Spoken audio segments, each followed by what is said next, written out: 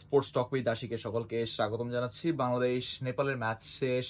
ভারতের এগেইনস্টে মুখোমুখি হওয়ার অপেক্ষায় রয়েছে বাংলাদেশ। তবে এমন পারফরমেন্স নিয়ে আসলে কতটুকু ভারতের বিপক্ষে জেতা সম্ভব বাংলাদেশের, সেটা এখন দেখার পালা। আপনি যখন স্টার্টিং 11-এ আপনি যখন সমিতকে রাখবেন না, আপনি আলামিনকে রাখবেন না, আপনি আরো আপনার ভালো প্লেয়ারদেরকে আপনি রাখবেন না, তখন আপনি আসলে ওই টিমটা থেকে ফার্স্ট হাফে আপনি কি আশা করবেন?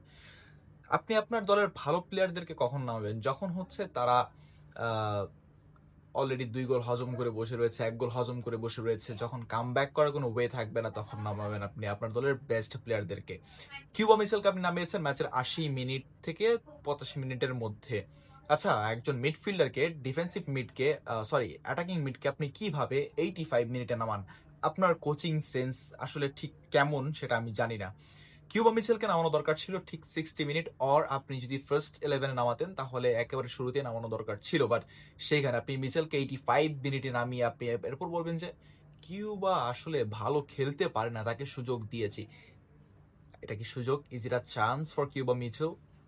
কিউবার জন্য, সমিতের জন্য আসলে এগুলো কোনো সুযোগ না, এগুলো কোনো চান্স না। সমিত, কিউবা, জায়ান, হামজা, ফাহামিদুল তারা কিন্তু আসলেই স্টার্টিং 11-এ তারা কিন্তু জায়গা ডিজার্ভ করে। সবচেয়ে বড় কথা হচ্ছে মিতুল মার্মাকে এবার একটু রেস্টে পাঠানো হোক না কেন? Why always Mitul? Why always Mitul? জিকোকে একটা সুযোগ না কেন? জিকোকে একটা সুযোগ দেওয়া উচিত। কিউবা মিচেলকেও রাখা উচিত, জিকোকেও সুযোগ দেওয়া উচিত। সো প্লিজ ভারত ম্যাচে কিউবাকে রাখেন।